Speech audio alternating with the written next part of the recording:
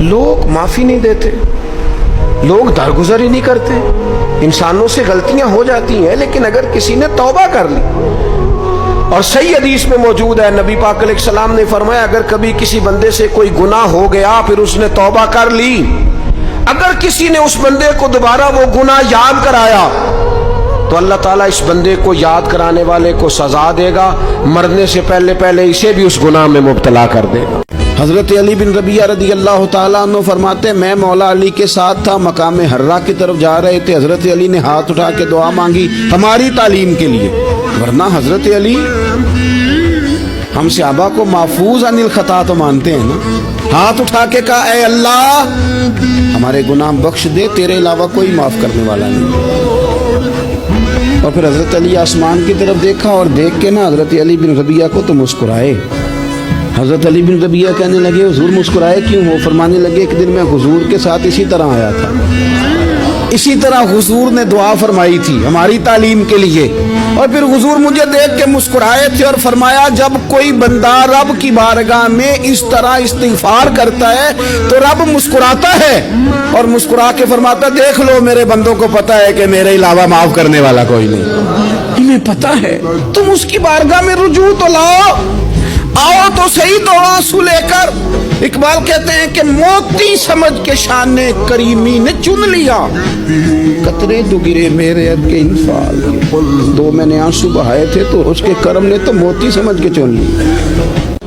لڑکے اور لڑکی کی جب شادی کرے نا تو دن چاچا جی کے کہنے پہ نہیں رکھنے چاہیے، علماء نے مسئلہ لکھا ہے.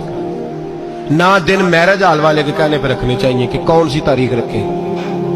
یہ بس اشارہ کر رہا ہوں اس کو سمجھ جائے. دن رکھیں لڑکی سے پوچھ کے. کس سے پوچھ کے؟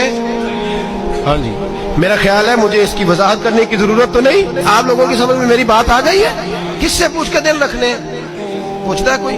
یہ تھوڑا جا چودھری ہوئے تو پھر تو سوال ہی نہیں نہ پیدا ہوئے. کڑیاں دا کی کام نے؟ انہوں نے کہا جناب آپ کو، اور سن لے مسئلہ صدر الشریعہ نے لکھا ہے، فقہاء کا فتویٰ ہے، مرد عورت کی ملاقات ہو تو تب سویرے ولیمہ سنت ہوتا ہے. میاں بیوی ملے نا تو ولیمہ سنت ہی نہیں. یہ تو روٹی ہے برادری کی کھلائی تو فارغ ہو گئے. پتہ ہی نہیں، ہم سوچتے ہی نہیں، اور ویسے بھی ہمارے خطبوں میں بھی یہ باتیں نہیں ہوتی، اور نہ ہم یہ سننا چاہتے ہیں. ان تقریروں میں ہمیں نیند آ جاتی ہے. تو سمجھ لے جب نکاح رکھا جائے گا تو کس سے مشورہ لیا جائے گا؟ لڑکی سے. وہ بتلائے گی کہ فلاں تاریخوں میں شادی رکھی جائے. 6 باتوں کی حضور نے وصیت کی تھی. سب سے پہلے حضور نے فرمایا تھا ابو ذر مسکینوں سے محبت کرتے رہنا. دوسرا نبی پاک صلی اللہ علیہ وسلم نے فرمایا تھا جب بھی دیکھنا نیچے والوں کو دیکھنا، اوپر والوں کو نہ دیکھنا. مالداروں جاگیرداروں پہ توجہ نہ کرنا، ذہن خراب ہوگا. نیچے دیکھنا، غریبوں کی طرف توجہ رکھنا. تیسرے نمبر پر نبی پاک صلی اللہ علیہ وسلم نے فرمایا تھا ہر حال میں حق بات کہنا اگرچہ وہ کڑوی ہو. چوتھے نمبر پہ میرے محبوب نے فرمایا تھا اللہ کے معاملے میں کسی کی پرواہ نہ کرنا.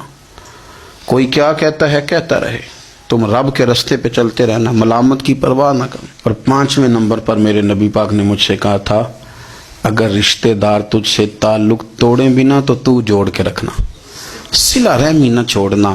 اور 6 نمبر پر حضور نے فرمایا تھا اللہ کے عرش کے خزانوں میں سے خزانہ ہے لا حول ولا قوت الا باللہ العلی العظیم. حضور نے فرمایا اسے پڑھتے رہنا، اسے کبھی نہ چھوڑنا. اے اللہ ان نیک اور پاک لوگوں کا صدقہ ہمارے دلوں کو تقویٰ عطا فرما.